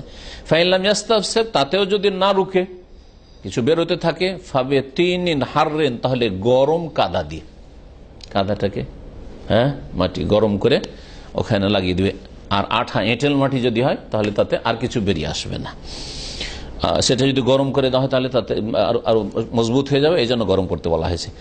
আও অথবা এটা হচ্ছে যে কোনো যুগের জন্য, আও আজকালকার যুগে বেওয়াসাইল তিব আল হাদিসা, অথবা নতুন নতুন যে মেডিকেলের উপায়গুলি রয়েছে, মেডিকেলে ডাক্তারিতে যে সব উপায়গুলি রয়েছে, সেই উপায়গুলি গ্রহণ করবে। যেমন কাল্লাজক বানাহবিহি, যেমন কোন স্টিকার, কি বলে ওগুলোকে, টেপ, টেপ বানাহবি, বা এই ধরনের কোনো কিছু, একটা ঘা কেটে গেলে ওর যে লাগাই, যে পটিগুলো বা এগুলো লাগায়, হ্যাঁ, ব্যান্ডেজ বা কিছু, তো ওই ধরনের কিছু লাগিয়ে দেবে। নবী করিম সাল্লাল্লাহু আলাইহি ওয়াসাল্লাম ডান দিক থেকে শুরু করতে বলেছেন গোসলের ক্ষেত্রে, আর ওযুর জায়গা থেকে শুরু করতে হবে, সহিহ বুখারী মুসলিমের হাদিস। আর তারপরে একটি বিষয় ছিল যে পানি আর বরই পাতা দিয়ে, তো এটা বুখারী মুসলিমের হাদিস, এর আগে আলোচনা করেছি, 3 বার 5 বার 7 বার হাদিস এর আগে আমাদের আলোচনা এসছে। জি, তারপরে শেখ বলছেন ওয়ায়ুঈদু ওযুআহু, আর শেষখানে আরেকবার ওযু করিয়ে দিবেন। শেষখানে আরেকবার কেন ওযু দিয়ে শুরু করেছেন, তাই না? শেষখানে আরেকবার কেন ওযু করাবেন? কারণ ওই যে বারবার পেটে একটু চাপ দিচ্ছেন, কিছু যদি বেরিয়ে এসে থাকে তাহলে তো ওই ওযু আর কাজ হয়নি, তাহলে শেষখানে আরেকবার কি করবেন? ওযু করিয়ে দেবেন। ওয়াইন লাম ইয়ানকা বিসালাস, 3 বারে যদি পরিষ্কার না হয়, 3 বার করে গোসল দিলেন কিন্তু তার পায়ুপথ পরিষ্কার হয় না, হ্যাঁ, বা শরীর পরিষ্কার হয় না, জিদা ইলা খামস, তাহলে 5 বার বাড়িয়ে দিতে হবে, আও ইলা সাব, অথবা 7 বার বাড়িয়ে দিতে হবে। জি, কামা ফয়লা বিন নবী সাল্লাল্লাহু আলাইহি ওয়াসাল্লাম, যেমন নবী করিম সাল্লাল্লাহু আলাইহি ওয়াসাল্লামের সাথে করা হয়েছে। মুসনাদ আহমদের হাদিস আছে, নবী সাল্লাল্লাহু আলাইহি ওয়াসাল্লামকে 7 বার করে গোসল দেওয়া হয়েছে, 7 বার করে গোসল দেওয়ানো হয়েছে। সুম্মা ইয়ানশিফু বিসাওমিন, তারপরে গোসলদাতা বা যারা গোসল দিচ্ছে ওরা কাপড় দিয়ে কি করবে? শরীরটা মুছে দিবে। নাসাফা মানে হচ্ছে গামছা দিয়ে বা তলে দিয়ে মুছে দেওয়া, একে এজন্য মিনসাফা, তলেকে মিনসাফা বলা হয়। ওয়ায়ুজআলু তিব ফি মাগাবিনিহি, এবং গোসল দিয়ে গাটা মুছে দেওয়ার পরে সুগন্ধি দিতে হবে ওই সব জায়গাগুলিতে, যেই জায়গাগুলিতে ঘাম জমে যাওয়ার বা ময়লা জমে যাওয়ার সম্ভাবনা থাকে শরীরে, যেই জায়গাগুলি চোখের আড়ালে শরীরে রয়েছে। হ্যাঁ, কোনগুলি? এই জায়গাটা একটা এরকম, এই জায়গাটাতে ঘাম জমে দেখবেন, হ্যাঁ, ধুলো মাটিতে বাইরে চলেন, এই জায়গাটা ঘাম জমবে, বগলে, হ্যাঁ, তারপরে হাঁটুর নিচে, এইসব জায়গা দিয়ে শরীরে যে গন্ধটা ছড়ায়, যেখানে ঘাম জমে, হ্যাঁ, ময়লা জমে আর বেশি ঘাম হয়, ওই জায়গাগুলিতে গন্ধ ছড়ায়, সেজন্য ওই জায়গাগুলিতে সুগন্ধি দিতে হবে। মাগাবেন বলছেন কাতাইয়ের রুকবাতাইন, 2 হাঁটুর নিচের অংশ, অতাহাতাল এবে বগলের অংশ, অস্তর নাভি, এরকমই নাভিতে যে জায়গাটা আছে ওই জায়গার, ওখানেও অনেক সময় ঘাম জমে, তো ওইখানে বিশেষ করে মোটা মানুষদের তো আরো বেশি। জি, এই সুগন্ধি দেওয়ার দলিল আব্দুল্লাহ বিন ওমর রাদিয়াল্লাহু তাআলা আনহু থেকে বর্ণিত রয়েছে। আর কি করতে হবে? আরেকটা জায়গায় সুগন্ধি দিতে হবে, মাওয়াদিয়া সুজুদিহি, মৃত ব্যক্তির সেজদার স্থানে, মানে কপালে যে জায়গাটা সেজদা করেছে ওইখানে বিশেষ করে। আর মাওয়াদে যখন বলেছেন তাহলে একটু হাতে দিয়ে দিলেন। কয়টা অঙ্গ সেজদা করে? 7টা অঙ্গ সেজদা করে। তাহলে কপাল, নাক, কপাল নাকে দিলেন, হাতে দিলেন, হ্যাঁ, 2 হাঁটুতে দিলেন, হ্যাঁ, 2 পায়ে দিলেন, বিশেষ করে কপালে দেবেন। সেজদার অঙ্গগুলিতে কেন দিতে হয়? বলছে যে এই জায়গাগুলি সম্মানার্থে, এই 7টা অঙ্গ যেহেতু আল্লাহ পাককে সেজদা করেছে, হ্যাঁ, জমিনে রেখে সেজদা করেছেন, তো এই জায়গাগুলি সম্মানার্থে। ওয়াইন তাইয়াবাহু কুল্লাহু কানা হাসানান, তারপরে শেখ আরেকটি কথা বলছেন, গোটা শরীরে যদি, শুধু এই 7টি অঙ্গের না, গোটা শরীরে যদি খুশবু মলে দেন, মাখিয়ে দিলেন, গোটা শরীর তেল মাখার মতো করে গোটা শরীরে সুগন্ধি আতর মাখিয়ে দিলেন, তো কানা হাসান, এটা সবচেয়ে ভালো। এর দলিল সাহাবীদের আমল। আনাসান তলিয়া বিল মিস্ক, আনাস রাদিয়াল্লাহু তাআলা আনহুর যখন ইন্তেকাল হয় তখন তাকে মিস্কে আম্বার দিয়ে মালিশ করা হয়েছিল গোটা শরীরকে। এরকমই আব্দুল্লাহ বিন উমর রাদিয়াল্লাহু তাআলা আনহুমার যখন ইন্তেকাল হয় তাকেও তলিয়া মাইয়াতান বিল মিস্ক, ইন্তেকালের পরে মিস্কে আম্বার সবচেয়ে মূল্যবান সুগন্ধি দ্বারা গোটা শরীর মালিশ করে দেওয়া হয়েছিল। এই জন্য গোটা শরীর যদি আতর মাখিয়ে দেন, তেল মাখা করে মৃত দেহকে, তো আরো ভালো। ওয়ায়ুজাম্মারু আকফানহু বিল বখুর, আর তারপরে তার কাফনে ধুনি দেবে। ধুনি বুঝেন? হ্যাঁ, বখুর বুঝেন না ধুনি বুঝেন? এ দেশে এসে বখুর বুঝলেন, কিন্তু এটা তো ধ্বনি শব্দটা তো আমাদের দেশে, এই ধ্বনি শব্দটা উর্দু ফার্সি থেকে আমাদের বাংলায় গিয়েছে। ধ্বনি হচ্ছে ধোঁয়ার মাধ্যমে সুগন্ধি দেওয়া। হ্যাঁ, আগর কাঠ জ্বালিয়ে, যে ওদের হিন্দি যেটা আগর কাঠ জ্বালিয়ে যে সুগন্ধি হয়, আরবরা যারা খুব দামি কাঠ, এটা দরকারে এটা কাফনে দেবেন আর কি। যদি তা যদি না থাকে আমাদের দেশে সেটা হয়তো সম্ভব নয়, অনেক দাম আর মানুষ ব্যবহার করে না, তাহলে কি করবেন? আগরবাতি শুধু আপনি আতর দিয়ে দেন, আতর ছিটিয়ে দেন, তাও চলে। নবী করিম সাল্লাল্লাহু আলাইহি ওয়াসাল্লামের হাদিস রয়েছে 3 বার করে এই কাফনে ধ্বনি দেওয়া ভালো, ধোঁয়া দেওয়া ভালো। নবী সাল্লাল্লাহু আলাইহি ওয়াসাল্লাম বলেছেন, ইযা জামারতুমুল মাইয়িতা ফাআজমিরুহু সালাসান, যখন তোমরা মৃত ব্যক্তিকে ধ্বনি দেবে, ধোঁয়া দেবে সুগন্ধির, ফাআজমিরুহু সালাসান 3 বার করে দিও। মুসনাদ আহমদের হাদিস, মুসান্নাফ ইবনে আবি শাইবার হাদিস। কিন্তু ওই মৃত ব্যক্তি যাতে মুহরিম না হয়, ইহরামের অবস্থায় থাকলে, ইহরামের অবস্থায় যেহেতু সুগন্ধি হারাম, নিষিদ্ধ, সেই জন্য ইহরামের অবস্থায় কেউ যদি হজে উমরাতে গিয়ে ইন্তেকাল করে তাহলে আতর সুগন্ধি দেওয়া যাবে না। ওয়াইন কানা সারে বহু আজফারু তাওয়িলাতান, যখন মারা গেছে দেখা যাচ্ছে মোচ খুব বড় বড় হয়ে আছে, হ্যাঁ কেটে না হলে ঠোঁট থেকে বেড়ে যাচ্ছে, তবে এটা হচ্ছে বড় বা খুব বেশি বড় আছে, মুসলিমদের মতো একবারে হ্যাঁ মোচ হয়ে আছে। আজফারুহু, নখ বড় বড় হয়ে আছে। ওখেজা মিনহা, তাহলে এগুলো কেটে নিতে হবে, কেটে নাও ভালো। ওয়াইন তোরে কাজা লেখা ফালা হারাজ, আর যদি ছেড়ে দেওয়া হয় যেহেতু সে কাটে নিয়ে মারা গেছে তো ওর সাথে একসাথে দাফন হয়ে যাক, তো কোনো অসুবিধা নেই। কাটা জরুরি না, এক কথা হলে মোজ বড় হয়ে থাকলে, নখ বড় হয়ে থাকলে কাটা জরুরি নয়। ওয়ালা ইউসাররাহু শারুহু, এখন চুল আছে, ধরেন দাঁড়িয়ে আছে, চিরুনি করতে হবে? বলছেন না, চিরুনি করা প্রয়োজন। ওয়ালা ইউহাল্লাকু আনাতুহু, যদি দেখা যায় যে নাভির নিচের যে লোম রয়েছে বড় হয়ে আছে তাহলে ফেলতে হবে? না, প্রয়োজন নেই, বলছেন না, এটা করতে হবে, কারণ এটা লজ্জা স্থানের বিষয়। আর লজ্জা স্থানে অপ্রয়োজনীয় বা সামান্য প্রয়োজনে যে হাত দেওয়ার প্রয়োজন না, একমাত্র পেশাব পায়খানা সাফ করার জন্য লজ্জা স্থানে হাত দেবে, আর নাভির নিচের পশম ফেলার জন্য লজ্জা স্থানে হাত দেবে না, এটা করবে না। এই জন্য যদি বড় হয়েও থাকে তাও ফেলবেন। ওয়ালা ইখতানু, আর এমন মানুষ হয়তো মুসলিম কিন্তু খাতনা করেনি, তাহলে খাতনা করবেন? ইন্তেকাল করবেন না, খাতনা করবেন না। ওয়ালা ইখতানুহু লিআদমি দলিল আলা যালিক, কারণ এর কোনো দলিল নেই, এর কোনো দলিল প্রমাণ নেই, যার ফলে করবেন না। এরকম মহিলা যদি হয় আর মহিলার চুল বড় আছে তাহলে 3 ভাগে ভাগ করবে, 3টি বেনি করবে। ওয়াল মারাতু ইউযফারু শা'রুহা সালাসাতু কুরুন, মহিলার চুলকে 3টি বেনি করবে। ওয়া ইউসদালু মিন ওয়ারাইহা, আর পেছনে লটকে দেবে, পেছন দিকে লটকে দেবে। এই মর্মে উম্মে আতিয়া রাদিয়াল্লাহু তাআলা আনহা থেকে বর্ণিত হাদিস রয়েছে, কালা, তিনি বলছেন, অম্মাশাতনাহা সালাসাতা কুরুন, নবী সাল্লাল্লাহু আলাইহি ওয়াসাল্লামের মেয়ের যখন ইন্তেকাল হয়েছিল গোসল দিলাম আর তার চুলকে আমরা 3টি বেনিতে ভাগ করে দিয়েছিলাম। ওয়া ফি রিওয়ায়াতিন, আরেকটি রিওয়ায়াতে রয়েছে হাদিসে, ফাজাফারনা শা'রাহা সালাসাতা আসলাসিন, 3 ভাগে ভাগ করেছিলাম তার চুলকে।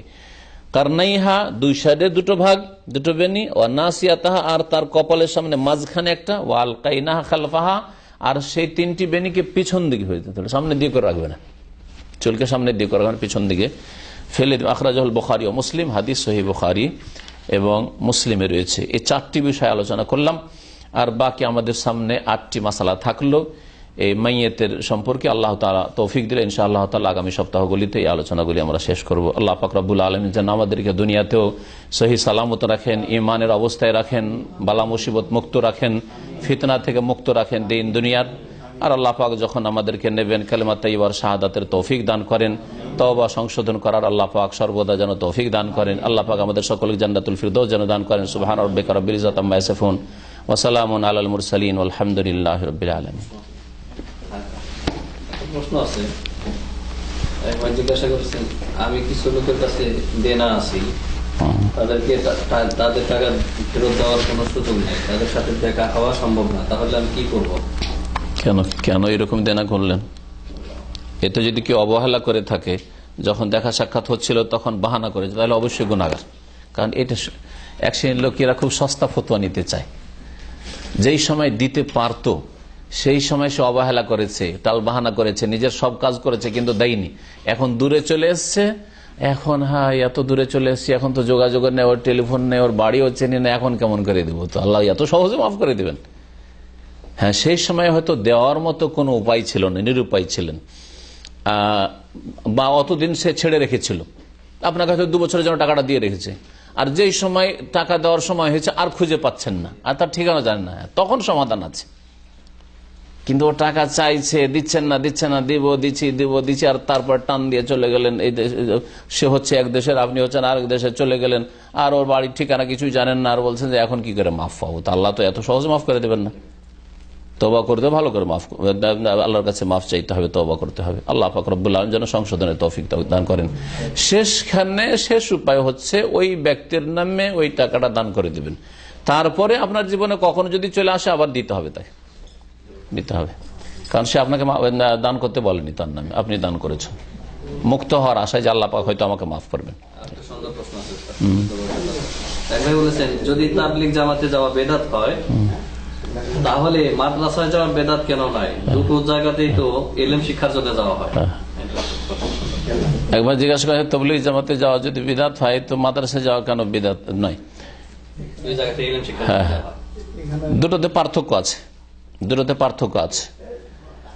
তাবলীগ জামাতে প্রথম কথা বলেছেন যে ইলম শিখতে যায়, কোন মানুষ চিল্লাতে যে ইলম শিখে না, মূর্খ হয়ে যায়, মূর্খ হয়ে ফিরে আসে। ভালো করে শুনে রাখেন, কোনো বাড়াবাড়ি কথা নাই, কোনো কিছু শিখে আসে না। 30 বছরের চিল্লা কাটা লোক আমার মাশাআল্লাহ মেলা কেউ পরিচিত আছে যারা তওবা করে ফিরে আসছে, বলছে শেখ 30 বছরে যা শিখেনি 1 বছর দার শেষে শিখেছি, কিছু শিখিনি। কি শিখেছি তাদের কাছে? শুধু বেরিয়ে যাও, সময় দাও আল্লাহ রাস্তায়, এছাড়া আর কিছু শেখেনি। তো কথা হচ্ছে যে ওটা শিক্ষা অঙ্গন নয়, শিক্ষার জায়গা চিল্লা নয়, তাবলীগ নয়। শিক্ষার জায়গা হচ্ছে শিক্ষা প্রতিষ্ঠান, হয় ইসলামিক সেন্টার অথবা কোনো দার্স মসজিদ ভিত্তিক, অথবা মাদ্রাসা, যদি মাদ্রাসার বয়স থাকে আপনার। 2 নম্বর পার্থক্য হচ্ছে যে মাদ্রাসাতে যারা শিখে তারা এই কথা মনে করে না যে মাদ্রাসার কোর্স হচ্ছে আমার 10 বছরে দাওরা ফারেক হবো, 10-এ 9 করা চলবে না, 10টাই হচ্ছে ইবাদত, আর 9 বছর করলে চলবে না, অথবা সেটাকে 11-12 করা যাবে না। মেলা মাদ্রাসা 8 বছরে ফারিক করে, মেলা মাদ্রাসা 10 বছরে ফারিক করে। কোন জায়গায় এক ক্লাসের সাবজেক্ট আছে আপনার 7টা 8টা, কোন জায়গায় 10টা 12টা 14টা আছে, বোঝা গেছে? তাহলে এটা তাআব্বুদ ইবাদত মনে করে না, তারা মনে করে যে মোটামুটি এতদিন পড়লে একে একটা দাওরা ফারেগের একে সার্টিফিকেট দেওয়া যেতে পারে, একে একটা দাখিলের, আলেমের, ফাজলের, একে কামেলের একটা সার্টিফিকেট দেওয়া যেতে পারে, বোঝা গেছে? পক্ষান্তরে চিল্লাই 40-এ 39 চলবে না। কেউ যদি বলে আমি 40 থাকবো না, 42 থাকবো, তাও চলবে না। তবে 40 হচ্ছে ইবাদত। তাহলে যারা চিল্লা যায় তারা ইবাদত হিসাবে করে, আর যারা মাদ্রাসায় যায় তারা এই সময়টাকে ইবাদত হিসাবে ধরে নেয় না। আর যেটা ইবাদত নাই সেটাকে ইবাদত মনে করা হচ্ছে বিদআত। 40-এর কম চলবে না, আর সপ্তাহে যদি যেতে চান বা যদি সর্বনিম্ন যেতে চান 3 দিনের কম চলবে না, 2 দিন চলবে না, 2 ঘন্টা চলবে না, আর 4 দিন 5 দিনও চলবে না, বোঝা গেছে? আর কয় মাসের হয় তাদের? 3 মাস না 4 মাস? 4 মাসের হয়। 4 মাসে 3 মাস 2 মাস চলবে না। কেউ যদি বলে যে আমি ভাই তোমাদের 40 দিন থাকতে পারবো না, ঠিক আছে তোমাদের সাথে বিদেশে যাব, কিন্তু আমি 20 দিন থেকে চলে আসবো, নেবে? আমি এই 40 তোমাদের রাখবো না, আমি 45 দিন থাকবো, রাখবে? কখনো না। তাহলে ওটা ইবাদত। আর এই ইবাদত তরিকা ইলিয়াস সাহেব আবিষ্কার করেছেন, রাসূলুল্লাহ সাল্লাল্লাহু আলাইহি ওয়াসাল্লামের দেওয়া নাই, সুতরাং সেটা বিদআত। আর তারপরে তৃতীয় দিক হচ্ছে যে মাদ্রাসায় যদি কোরআন হাদিসের পড়া হয় তাহলে সেটা সওয়াবের কাজ, আর আপনাদের যেটা পড়া হচ্ছে ফাজাইল আমল, তাতে শিরক বিদআতে ভরপুর রয়েছে, কিসসা কাহিনীতে আর স্বপ্ন আর কি আল্লাহ পাক ভালো জানে। ওই সব ফিতনা, যেসব ফিতনা দিয়ে অনেকে মানুষ কবর পূজা শিখে দেবে। কারণ নবীর কবরের কাছে যাচ্ছে আর হাত বেরিয়ে চলে আসছে, নবীর কবরের কাছে যাচ্ছে আর সালাম আসছে, সালামের জবাব আসছে, নবীর কবরের কাছে যাচ্ছে আর রুটি চলে আসে, গিয়ে শুয়ে গেল রুটি চলে এলো, আর ঘুমের অবস্থায় রুটি আসলে জেগে অর্ধেক রুটি, স্বপ্নের রুটি ও জেগেও খেতে পাচ্ছে। এগুলি ফাজাইল আমলের কিতাব আছে। মাদ্রাসায় যদি এগুলো পড়া হয় তাহলে গুনাহ। এই পড়াগুলি মাদ্রাসা শোনে, মাদ্রাসা সম্পর্কে জিজ্ঞেস করলেন তো, মাদ্রাসায় তো যদি কিচ্ছা কাহিনী ভণ্ডামি পড়ায় তাহলে সে মাদ্রাসায় পড়া গুনার কাজ। এই বিদআত পড়ার জন্য মাদ্রাসা নাই, আল্লাহ এবং রাসূলের কথা পড়ার জন্য মাদ্রাসা।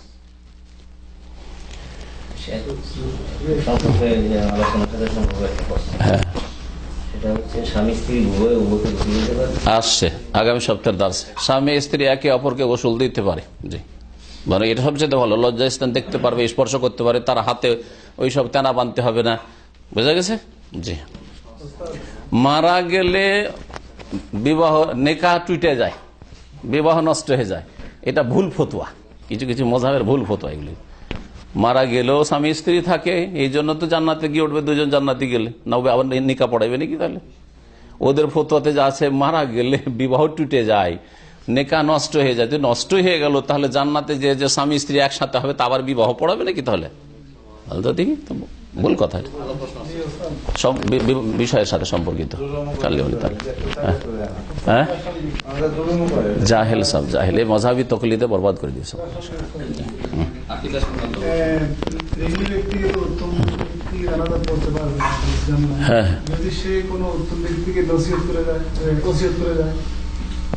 ঋণী ব্যক্তির জানাজা পড়া যাবে না যতক্ষণ পর্যন্ত তার এই ঋণ পরিশোধের কেউ দায়িত্ব না নেবে।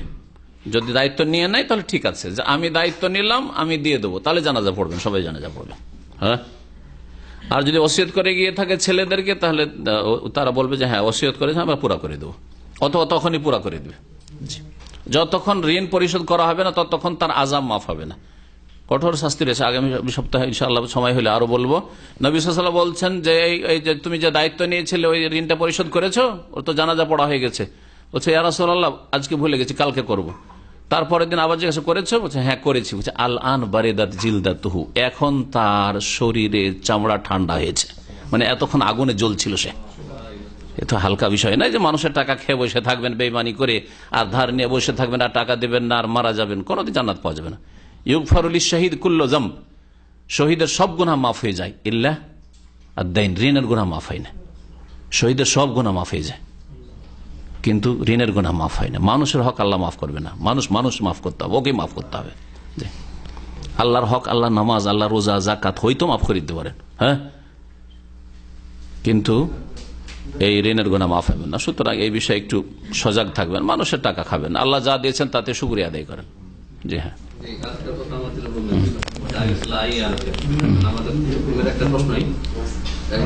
যেসব এলাকায় অধিকাংশ মসজিদে কবর আছে সেখানে সালাত আদায় করার মাসআলা কি? কারণ অনেক সময় জামাতে সালাত আদায় করতে মানুষ আগ্রহী হয় না, ঘরে সালাত আদায় করে।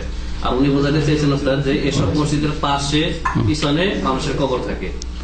জি জি জি, একবার জিজ্ঞাসা করছে যে সব মসজিদে কবর আছে সেসব মসজিদে নামাজ পড়ার হুকুম কি? মসজিদের ভিতরে যদি কবর থাকে, মসজিদের ভিতরে যেখানে নামাজ হচ্ছে, বারান্দাতে নামাজ হচ্ছে, সেখানে কবর, তাহলে সেই মসজিদে নামাজ পড়া জায়েজ নয়। তবে মসজিদের বাউন্ডারির বাইরে, মসজিদের দেয়ালের বাইরে, ওয়ালের বাইরে যদি থাকে, ডানে বামে পিছনে যদি থাকে তাহলে পড়া যাবে। সামনে যদি থাকে, এই ক্ষেত্রে বেশ কিছু ওলামারা বলছেন যেহেতু কিবলার দিকে আছে একেবারে মসজিদ সেটে, কিন্তু দেয়ালের পরে, তাহলে নামাজ পড়া যাবে না। কিন্তু অত শক্তভাবে বলা যাবে না যে নামাজ পড়া হারাম। যদি মসজিদ না পাই তাহলে সেই মসজিদে নামাজ পড়বে, কারণ মসজিদের ভিতরে কবর নেই, বাইরে আছে। তারপরও কিবলার দিকে হচ্ছে, সুতরাং ওখান থেকে কবরগুলিকে সরাবে যদি মসজিদ আগের হয়, কবর পরের হয়। আর মসজিদ যদি পরে হয়েছে, কবর আগের ছিল, তাহলে মসজিদ সরাই দিবে, মসজিদ সরিয়ে দেবে। এরকম শিরকের জায়গায় যেখানে শিরকের সম্ভাবনা আছে, আজকে যেসব কবর হয়তো কাঁচা কবরে আছে, কালকে মসজিদের পাশে থাকার কারণে লোকেরা মনে করবে যেগুলো অলিয়া উলিয়া ছিল, দে পাকা করে মাজার বানিয়ে দে, আর এইভাবে তো কবর পূজা শুরু হয়েছে।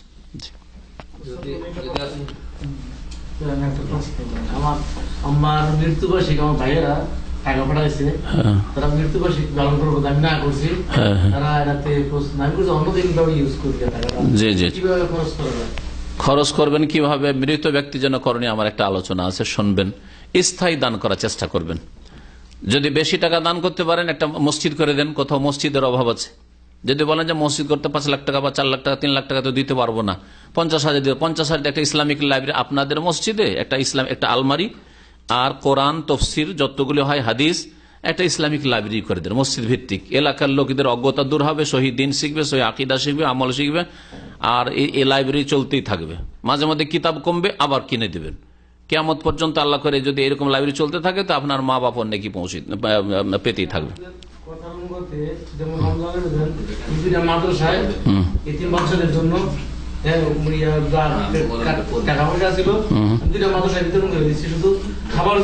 ঠিক আছে, খাওয়া দাওয়া না দেওয়াই ভালো। এতিম বাচ্চা হলো খাওয়া দাওয়া না দিয়ে, হ্যাঁ না না খাওয়া, তারা এটা মানতেছে না। আমরা 3 ভাই ভাই, ওরা মাফ করে রাখতেছে কি, রাখতেছে কি, তারা অন্যভাবে গিয়ে যে এটা কি দেশের গিয়েছে দেশ না রাখে না,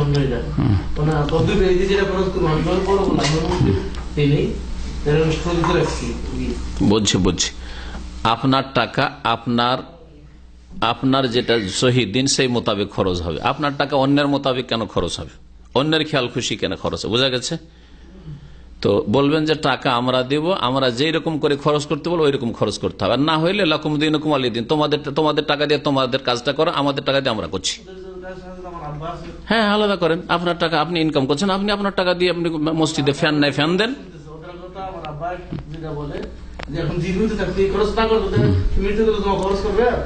ওই খরচ করে দেখানো একটা নেকি পাবেন। এক তো বিদআত, 2 নম্বর লোক দেখানো কাজ, মানুষকে দেখাতে চাই যে এত লোকে খাওয়াইলো।